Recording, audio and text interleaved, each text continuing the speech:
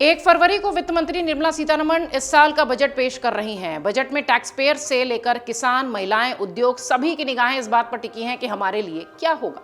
इस साल के बजट में इनके लिए कई घोषणाओं की उम्मीद भी है।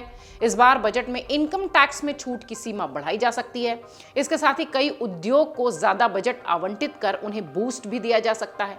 इन सब के अलावा सरकार कई नई स्कीम्स शुरू करने की भी घोषणा कर सकती है। आपको बताते हैं कि बजट में इस बार क्या क्या हो सकती है घोषणाएं और किस किस के लिए। बजट 2025 से सबसे बड़ी उम्मीद टैक्स पेयर्स को है, जो कि हमेशा होती है। मीडिया रिपोर्ट्स की माने तो वित्त मंत्रालय जो तैयारी कर रहा है, या यूं कहें कि वित्त मंत्री निर्मला सीतारमण अपने बजट के भाषण में न्यू टैक्स रिजीम के तहत 10 लाख रुपए तक की सालाना इनकम टैक्स को फ्री करने का ऐलान कर सकती है। इसके अलावा 15 लाख रुपए से 20 लाख रुपए के बीच की एनुअल इनकम के लिए भी एक नया 25% टैक्स स्लैब पेश करने की योजना है। अटकलें तो इस बात की भी है कि 30% टैक्स रेट 20 लाख रुपए से अधिक इनकम लेवल पर लागू किया जा सकता है। और इन सब के अलावा सरकार स्टैंडर्ड डिडक्शन की लिमिट में भी एक बार फिर बदलाव कर सकती है। पिछली बार न्यू टैक्स व्यवस्था के तहत इसमें इजाफा हुआ था, इसको बढ़ाया गया था। वहीं इस बार ओल्ड टैक्स रिजीम के तहत स्टैंडर्ड डिडक्शन की लिमिट में इजाफा किया जा सकता है।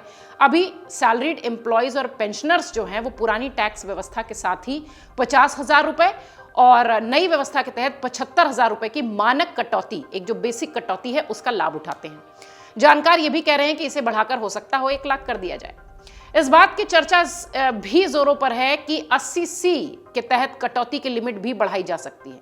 मौजूदा समय में 80C के तहत की कटौती मात्र 1.5 लाख रुपए है, लेकिन महंगाई और टैक्स पेयर्स पर बढ़ते वित्तीय दबाव के कारण एक्सपर्ट सरकार से इस लिमिट को और बढ़ाने की मांग कर सकते हैं। इसे बढ़ाकर कम से कम 2 लाख रुपए सालाना किया जा सकता है।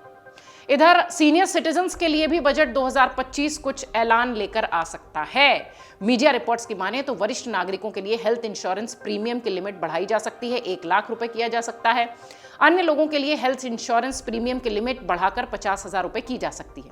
इसके अलावा बुजुर्गों को रेलवे में कंसेशन दिए जाने की मांग पर भी वित्त मंत्री निर्मला सीतारमण कुछ बोल सकती हैं, घोषणा कर सकती हैं। इन सब के अलावा मोदी सरकार का फोकस ग्रीन एनर्जी पर भी हो सकता है। आपको यह भी बता दें कि इंडस्ट्री के जानकारों को उम्मीद है कि सरकार पावर सेक्टर को लेकर कोई बड़ी घोषणा कर सकती है। हॉस्पिटैलिटी सेक्टर को इंडस्ट्री का दर्जा दिए जाने की मांग लंबे समय से है और हो सकता हो इस बजट में वो मांग पूरी हो जाए, क्योंकि ये जो सेक्टर है ये बहुत बड़ी संख्या में लोगों को रोजगार दे रहा है, और तब तो और जब पर्यटन के लिहाज से भी हम बहुत रिच हो रहे हैं। ऑटो इंडस्ट्री की बात करें तो उनकी मांग है कि हेलमेट पर लगने वाले जीएसटी को 18% से घटाकर 12% कर दिया जाए। इसके साथ ही इंडस्ट्री में लॉजिस्टिक्स को 2030 तक 100% इलेक्ट्रिक होने के लिए अनिवार्य करने की भी सिफारिश की गई है। सरकार इसको लेकर भी घोषणा कर सकती है। बजट में सरकार भारतीय रेल को भी अधिक महत्व देगी। आपको बता दें कि रेलवे के आधुनिकीकरण पर सरकार का फोकस रहा है।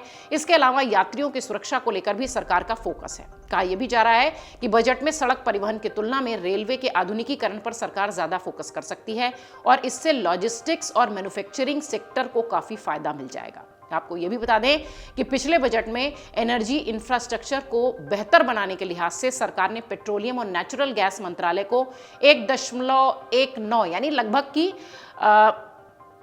1.5 ट्रिलियन के आसपास रुपए का बजट आवंटित किया था, लेकिन सरकार ने पेट्रोलियम सब्सिडी में कमी कर दी थी। इस बार ऑयल इंडस्ट्री को भी उम्मीद है कि एक्साइज ड्यूटी हो सकता हो थोड़ी कम हो जाए।